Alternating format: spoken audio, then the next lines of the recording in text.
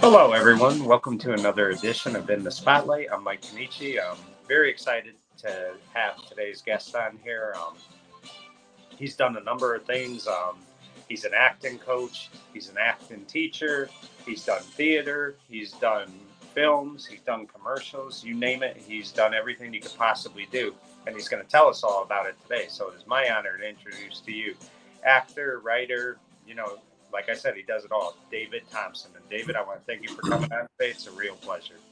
Thank you very much. It's a pleasure to meet you too. Yep. So David, first thing I would ask you before even getting into acting, how did your love for TV begin, more or less? Love for television? Yeah. Saturday morning cartoons. Yeah. Yeah. Saturday morning cartoons. And also the Dukes of Hazzard, the Incredible Hulk, MacGyver, all those great shows. Murder, She Wrote, thanks to my mother. She turned me on to that. And Simon and Simon, Starsky and Hutch. I could go on and on, but I won't. Yeah, it's funny you brought some of those shows up. I really like Starsky and Hutch, and nobody seems to air it anymore. I know years and years ago TNT did, but I haven't seen it aired in a long time. And then Dukes of Hazzard, it's kind of funny because you're a guy that's been in TV, you're a guy that's done films and stuff. And I figure I'll ask you this question because it's always a question that, I wanted to ask, somebody on that set is, what'd you think when the two actors left briefly and they replaced them with two other ones? I didn't really like that too much. I thought for sure the show was going to be canceled then. You're talking about Starsky and Hutch? Dukes of Hazzard. Oh, I'm sorry. Yeah. I thought it was an atrocity. I thought it's like, you can't do that. I mean, you can, but why would you do that when you have such a great following? It's like, no. Yeah, it was almost like, you disrespected the audience when you did that. And it's no knock on the actors that played them. If somebody gives you, offers you a role and it's good money and stuff, you're going to take it. So you can't really get mad at them. But I just thought that the writers, producers, whoever was behind that was one of those things where, if they had to do it all over again, they wouldn't have. Very true. Right. So, how old would you say, David, you were when you started just getting into like doing plays and stuff like that? I mean, you did out of school plays as a kid? I was 30. Well, how old was I? I was about 30. I'm going to say 30 to 31. Right. Like, in high school, I was track. I thought that acting, drama and stuff was for girls, and yet it attracted me because there was girls in there. But I thought, I'm an athlete, and if I'm going to make my stake in high school, then I'm going to be, an all-star, in track because I love to run. So, right. But then one day my mother called me on a phone that stays at home, and I answered, and she said, David, there's a audition for The Wizard of Oz in Richmond Community Theater in Michigan. And I said, okay.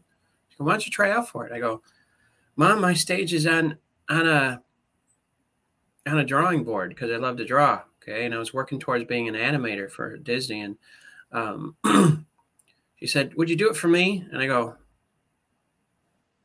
okay, you had to say that. That's fine. So I went, and I was scared. I didn't know what I was doing. It's like Tom Hanks said once when he was very young and dropped out of college. He was standing in it was Myths and Monsters. He was standing out in the field waiting for instruction. He had no idea what to do whatsoever. He was just blank. So I was blank. So I went up there, and I did my voices because I love to do cartoon voices. And it was, who rang that bell? The doorman. Yeah. They laughed, and I go, whoa, and but then they chose me for the role. And after 2 months of intense, because it was musical, 2 months of intensity, went out on stage for the first time, sang my first line, and people roared with laughter. It was a full house. And I go, this is amazing. I mean, I didn't say that, but I thought it.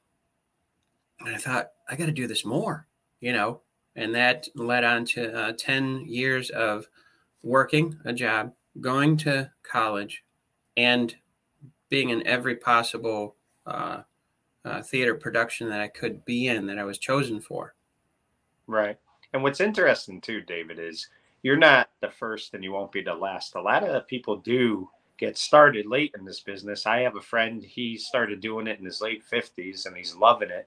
So, I mean, sometimes it's just, you did it as a favor to your mother, but looking back on it, I mean, you're grateful for her for a lot of things, but I'm sure you're very grateful that she encouraged you to do that because you probably wouldn't have and you wouldn't realize the talent that you had. Very true. Yeah, very true. Morgan Freeman, well, he was in theater. He did different things, but his main role that took off was Driving Miss Daisy. He was like 47. So I relate to your friend there in my own way. It doesn't matter when you start, just start. Yeah. People think you're too old. Yeah, I've heard that from my students. Do you think I'm too old? This is when they first come to me. And I go, no, not at all. Because the older you grow, which is a blessing in itself, the more experience you have to give, in a situation, in a story. Right. So let me ask you, I mean, as you're doing this and you're starting to, go to schools and stuff like that, learn how to act and stuff. I mean, was there ever a film or an actor that really inspired you where you were like, wow, I watched that movie and this is what I want to do? I mean, does you got a story like that? Yes. I remember I was 15. I'll go back there just for a minute. I was babysitting my sister's kids, and I was sleeping on the couch, and I woke up, and it was like, I don't know, 2 a.m, 2:30, I'm not sure. And I saw this Christmas scene. I went in and out of sleep. I saw, first I saw this guy running on a snowy night on a bridge, and then I saw a Christmas scene, and I just go, this is a great movie. Murray, where are you, Murray? Yeah. It's a Wonderful Life. And I started to cry a little. I was like, this is an amazing movie. What is it? Then my mother told me, and lo and behold, I moved to California from Michigan, and I tried out in a stage play in Redlands, California, Lifehouse Theater for George Bailey. And I got it. I got the part. I freaked out. There were 600 lines to memorize. And it was, that story is dark once you start understanding the concept of it. But I was nominated for a regional award in San Bernardino. And to this day, it's like, it's been my favorite role, and I would love to do it again because I have more experience in life and I could lend more to that role. But I would take any role actually to be in that show again, the brother or somebody. But it was, that was really a big thing for me. I've done plays beforehand, in Michigan, played a psychopathic killer, played nerdy people, played in a lot of different musicals, but that was really my biggest, personally, I think my biggest role that I've ever played. Right. And it's amazing that a movie that you loved and you were in awe of, and then you get to kind of play that, well, you do play that movie in theater, because anybody you talk to, there's nothing like doing theater. I mean, like, you're live, you got the audience right there, you kind of see their reactions, because when you're doing a movie, you could only guess what the audience is thinking, but when you're right there live and you're doing it, I mean, you know right away if you've got the audience or if you've put them to sleep. So I mean, the fact that you got to play George Bailey of all people, I mean, that had to be like where you said to yourself, you know what, I'm really making it in this business. It's very true. Very true. What you said, it has a lot of truth in it. It's when you're in film, which I've done, you take all that energy that is expressed outwardly, because that's what acting is, emotion through the body. Okay. And your face is part of your body, and that's on stage, and you just, you're expressive. I learned that in Shakespeare too.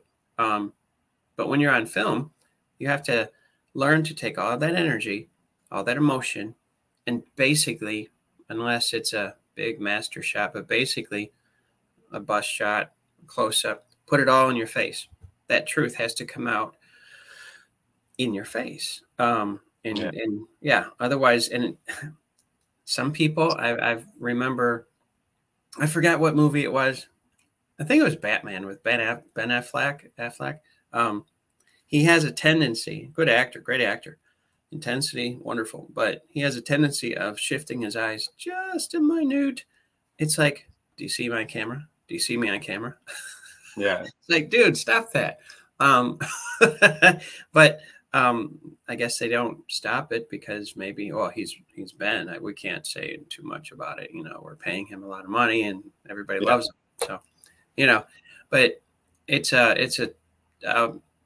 more detailed business. I heard Michael Caine once say in a interview, he said, if theater could be a medical instrument, it would be a scalpel, to cut. Okay, that's very defined, to say the least. But when it comes to film, it's like laser surgery. You can see all 44 muscles going on, what's going on in a blink of an eye. Yeah. And it can be either really convincing and just breathtaking and just wonderful, or it's like they're acting, because a good actor doesn't act. They relate to the character. Right. And the thing too, David, about theater, the difference between theater and film is when you make the movie, yeah, I mean, it takes a while to make a movie, but once the movie's made, you don't have to go out there every day and do it. Where theater, you can go like weeks where you're playing the same part every night, for different audiences. I mean, you've got to be on your game every night. I mean, do you enjoy doing it every night? Like when you're doing like for instance, It's a Wonderful Life. I mean, do you get that rush every time you go out there, or does it ever get like a little tedious too because you're doing it all the time? That's a great question. It's you pretend. I'll give you an example. Opening night, you've worked really hard. You're excited. Everybody is pumped. Everybody is focused, because when you're focused, I always say, I'm a life coach with Tony Robbins too. So I always say, we don't get what we expect. We get what we focus on every time. So that puts a responsibility on us. So opening night, you go out and that audience is there and you're pumped and everything is like in sync. You make a mistake maybe, but you keep going and you're just, right? Like Rocky Balboa running down the beach. Okay. And then Saturday, pretty pumped, and you're going. Sunday afternoon, usually the case, matinee. You're focused and things. You're feeling pretty confident, and people are thinking about church or they're thinking about, what's for dinner and stuff like that. And it slows down just a little bit. You go out there and instantly you can feel a lack, not always, depending on who you work with. You feel a lack of energy, a lack of focus. And sometimes in the audience, if you ever experience this, can subconsciously, they don't say anything necessarily, but they can tell they're just saying lines. And they get this like very small like disappointment. I know I've been there as an audience member. You have to pretend it's opening night, every whatever time it is of day. It doesn't matter. And that comes with reviewing your lines, reviewing how you move on stage. Why you move on stage is more important than how. The bigger your how, the easier. No, excuse me. The bigger the why, the easier the how. So yeah, it's the energy flow that's so important. You are, whether you're getting paid or not, I tell people you have to be committed no matter what. It's like a marriage.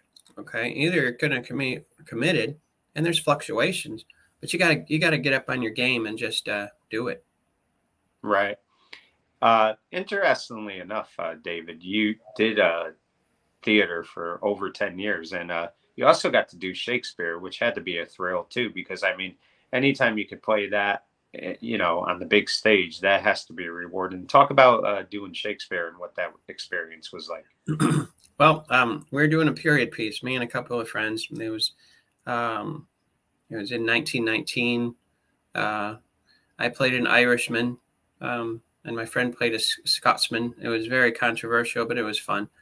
And, you know, backstage once we were talking, and, hey, David, you know, yeah, he said, there is an audition in Southfield, Michigan for Taming of the Shrew. I go, isn't that Shakespeare? Yeah, it's supposed to be really good, you know? And, you know, I go, Shakespeare? Come on. You know, I had that attitude, even though I was going to school and stuff, because I didn't understand it. I'm much more mature now. I didn't understand it. So anything that we don't understand, sometimes we push away, even if it's an opportunity to grow and to become more. But I went because my friends went. So I went there. And this lady, to this day, I cannot remember her last name. Her first name was Nancy. Absolutely amazing woman. She coached us. It was like, yes, we were auditioning. She was the director, but she wanted us to excel and be in that show so bad, you know. And it was the first time I ever was coached, except I didn't know I was being coached by a director. So Taming of the Shrew, she gave me the role, the romantic lead of Lucentio. Okay. And the role was amazing. The script was Elizabethan. I didn't understand it, but she sat us down. Sometimes I like stayed after school, you know, could you help me with this? You know, after everybody went home, she said, sure. So, it was an experience. It changed the way I speak, the way I spoke rather. And it gave me new appreciation for different languages and different dialects and things like that. I loved it after a while. She was very intense. We worked very, very hard. I'll tell you what, if you ever go to a Shakespeare play, if you ever notice, you don't necessarily have to understand all the words and the meaning back then, but what really gets the message across is the body language, the movement, the sorrow, the victorious, the everything, the greed, everything. And Tony Robbins says, and I teach this too, body language is 55%, 38% is vocal inflection, like we talk, and 7% is words. And this is why, and I tease a lot, this is why we take this phone and you say, I'm so angry with you, LOL. It's like, okay, now I'm really confused. Could you call me? You know, because it's communication online is very different than in person. You know, it sounds like, well, duh, David. Okay, no. The best kind of communication is in person, you know. So I'm always striving for that and encouraging my students to, you know, actually go out and experience life, because that is where you really learn the quickest. Right. And you have been going to a lot of schools over the last 9 years. I mean, you've done colleges, small groups, and you talk to them about acting and life and stuff like that. So I always ask a lot of actors this who also become acting coaches. I mean, which one do you like more, the acting, or do you love the teaching of acting? Because you'll be surprised. Quite a few of them say they love the teaching part of it more. I would say, great question. That's a tough one. I would say, if you're going to be an acting coach, study. And how do you study? Well, you still you still are an actor or actress, okay? Because it's like this, you know, if you go to the hospital to get surgery and you find out, I'm making this up, of course, the doctor, you know, hasn't practiced in a few years, but he still knows his stuff up here, you know. I wouldn't want him to work on me. That'd be scary. You have to develop. If you're going to teach anything, you have to be active in it, you know. And I've had the privilege of meeting, and now I'm working with Steve Joyner, our friend. He's introduced me to different people that I interview, which actually expands my knowledge of this business, because you can't know everything. It's Yeah. impossible. And what you do know, you want to make sure it's the right information, you know. So I've been meeting a lot of different people, veterans of film and television, which helps a lot, just to glean some great information that is very applicable. I guess that's answering your question. I love coaching, and I love acting. It's two hands put together. You've got to do both, otherwise you're going to fail at coaching. Right. And 2 years ago, David, you decided to open up your own coaching school. And that's got to be a great feeling too, because you think about this on that day when your mother just said, "Why don't you give this a shot?" And then you've like expanded it so much. You've gone from films, you've gone from theater, and now you're doing the coaching part. And now you have your own coaching school. That's got to be where you look at yourself and say, you know what? Sometimes somebody encouraging words really make a difference, and they impact your life a lot. That's very true. Thank you for saying that. I never thought of it that way. Yeah, reflection. Reflection is power. If you slow down and reflect on what has brought you this far, you appreciate it more, and then you're a happier person. And then you have more hope, and you can push forward even more. Because of that one person, hence my mother, and or a person in college. I've had great professors teach me and say different things that I'll never forget. I forgot a lot of different things they've said, but some things I still carry around with me, and then I can in turn tell others about what I've learned too. Right. And David, talk to me about this, because one of the things that you have to do, and it's every actor, you have to be willing to understand that you're going to have to take some small roles sometimes, or you're going to have to do this just to, you know, you don't just snap your finger and you're in a big TV series or a big film.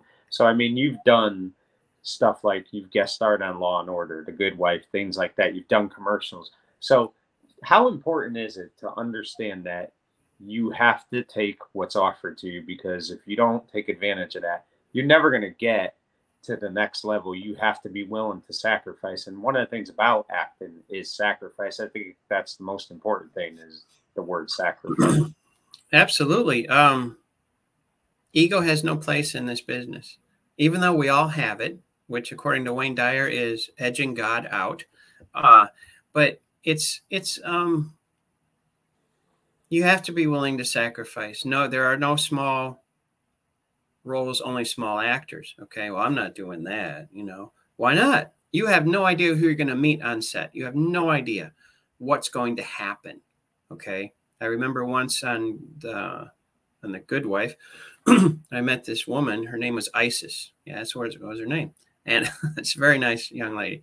And we got to talking, and we're both extras, background artists. Okay, and she all of a sudden, for whatever reason, the director saw her. She was a good fit. And so they put her behind a desk as a secretary and gave her lines to say as she handed things over to whoever was accepting the paperwork and things. She had lines. And she got bumped up from being a background artist to, you know, something more significant, I guess. But you have to be open and realize this. There are three things in life, only three things: time, energy, and money. Time can never be replaced, period. End of story. Okay. Even in Back to the Future, you know, it pretty much messed things up. Energy can be replaced effectively if you work your time right. Money can always be replaced. It's a tool and a reward. That's what it is, you know. Yeah. So people say, well, I can't afford to be on this show, or I can't afford, this is not a big enough role. Okay, when you went out on that date with that man or woman, or and then you got engaged or married, whatever the situation was, or pick another opportunity, what would have happened if you didn't do it? And you're here now, because you can't go back in time. Right. It's like, Mom, I love you. I love you very much, but I don't think I'm going to do it. No, instead, I loved her and respected her enough, knowing that she knew more than I was, and I knew, and she always saw more in me than I saw in myself. Okay, yeah, I'll do it. I'm nervous, but I'll do it, you know. Right. And then I did it, and then here we are sitting here. So sacrifice, you're always going to have to sacrifice something to get something else. It's ridiculous. You can't. You got to be conscious of that. Right. Exactly. You know, we talked about you playing George Bailey and It's a Wonderful Life, the theater production. And I think every person that's in acting, whether it's theater, films, TV, whatever, everybody always has that maybe one role where they want to portray somebody that's a famous actor or famous coach, whatever the situation might be. And I look at you and you know what? I say this, and this is a total compliment when I say this. You would be perfect, whether it's theater or in films, to play Dana Carvey. If there was ever a story about Dana Carvey, I think you'd be the perfect person for that role. And I hope someday it happens. That's amazing. Wow, what a great, he's a genius. He is, yep. And I mean, you've got a lot of his traits. You got the personality that he has. You're funny, and I mean, you just would be perfect for that role. And I'm as we're talking, I'm thinking to myself, who does he remind me of? And it hit me like that it's Dana Carvey. And I think you know if the opportunity ever came for you to do that, that would be an awesome role for you. Wow, thank you. That's huge. What a compliment. You just made my day.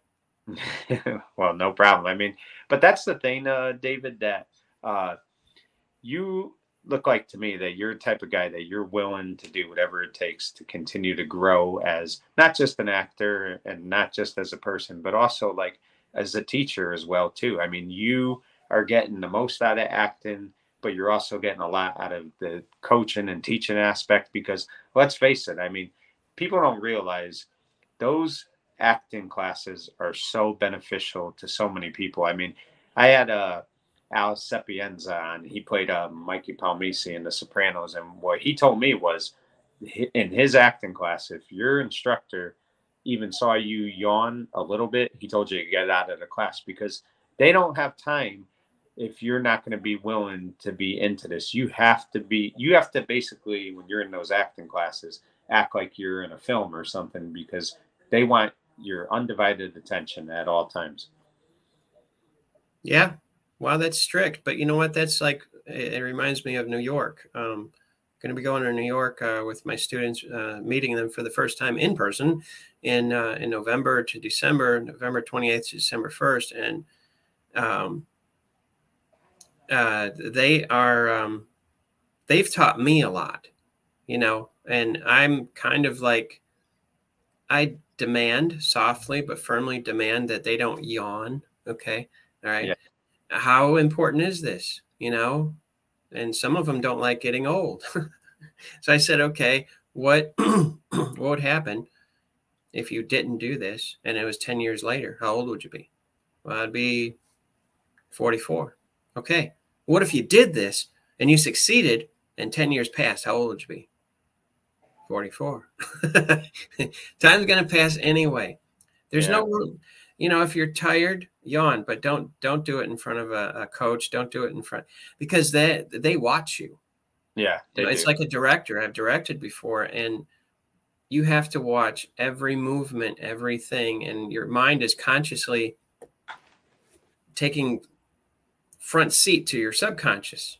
Okay, your subconscious is just like a big library. You know, you do things because it's a habit. This demands, like singing and dancing and anything performing arts, it demands your conscious mind, and it takes a lot of creativity, like your show here. You have to consciously keep at it and invite people and work your magic, you know, otherwise, well, there's a lot of competition out there. And I tell people this, competition starts up here. You go to a gym and you see people, gee, I wish I looked like that. Okay. Did they say that? No, it started up here. So really, there is no competition in the world. It's all up here. It's how you think about yourself that it moves you forward or keeps you stagnant, you know. Right. And the thing about this too, David, I'm sure as a acting coach, teacher, if the day comes when you see one of your students, make it big, and not even, it doesn't, to me, if you get your foot in the door and you got some type of role, you made it big. I don't ever, underrate actors because it's such a hard business. So if you get a guest spot on, you know, Law and Order or NYPD Blue, whatever the case might be, you've made it because it's a tough business. But I'm sure, like, going forward, when you see the people that you've taught and the lessons you've given them and things like that, it's going to just be that more rewarding for you when you see that they're excelling at what they're doing. I agree. There's one in particular. All my students are wonderful, but one in particular. His name is Joshua. He's been with me about 7 months, and already he's working on his fourth feature film. He's because he's consistent and persistent, and he loves The Walking Dead. He loves horror, okay, things like that. So and he looks the part. I got to tell you, he's as nice as apple pie, but the way he looks fits certain stereotypical roles, okay. But his energy is great and everything else. So I'm watching him as he develops. It's like, wow, you're doing great. Oh, he said once, well, if it wasn't for you, I couldn't have did it. I said, no, thank you. I accept I understand we work together, but I could have given you all kinds of advice and study and things and connect you with the right people, which I do. But if you didn't run with it, I couldn't make you run. It's like when I was in track in high school. My coach wouldn't run for me. I had to do the running. They told me how to breathe, how to do this and that. But it's ultimately you that does the work, Right. So let me ask you, David, I know this writer's strike has been going on, so I don't know how that's affecting you personally, but what do you have upcoming? I mean, what can we look forward to in the next few months from David Thompson? The next few months, I'm working on a book right now. It's The 5 Principles of Divine Power. It's based off of my how I teach acting. So that is in the works. It's a labor of love, and I emphasize the word labor and love. It's a lot of work, but that, and also a couple days ago, my friend Brandy, who lives in Texas, she is working on a medieval film. Okay, I just talked to her this morning, and we're putting together a synopsis. We're putting together different things, historically speaking, of actual things that happened in that time. Okay. And it's loosely based off of Game of Thrones, but it's not, you have to be totally separate from a copyright, but it's a lot of work. But we're working on that. It's going to be filmed on her acreage, and I'm very excited about it. I think I'm going to be playing a pope. The costumes are very authentic, and there's a castle there, an actual castle that's been built. I mean, not like a German castle in Bavaria, but it's a mock castle. But it's going to be a lot of fun. And I'm open actually to anything else my agent will hand over to me and say, try out for this. You have to be open. Like you said earlier, you got to be open to doing anything almost.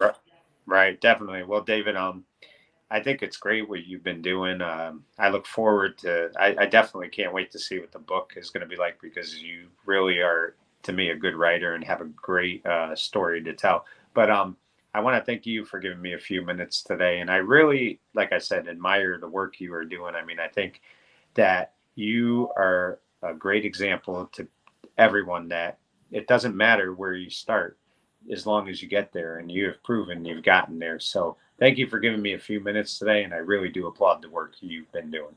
Thank you, Mike. I appreciate your time too. That's all we got is time. So I appreciate you. Thank you. Well, thank you. And folks, there you have it. I mean, this is what I talk to people about all the time, folks, is that you don't know just how hard all these actors work to get into this business. And it doesn't matter who it is, they all have to put the sacrifice in. And David Thompson is proof of that. He's willing to go do whatever it takes to get what he wants. He's not one of those guys that just says, no, I can't do this. He's committed, he's dedicated, and he's willing to do whatever he can to be the very best he can be. He's proven that success is not an elevator. You must climb stair by stair. Well, when all is said and done, David Thompson will reach the top. For In the Spotlight, I'm Mike Kenichi saying goodbye, everyone.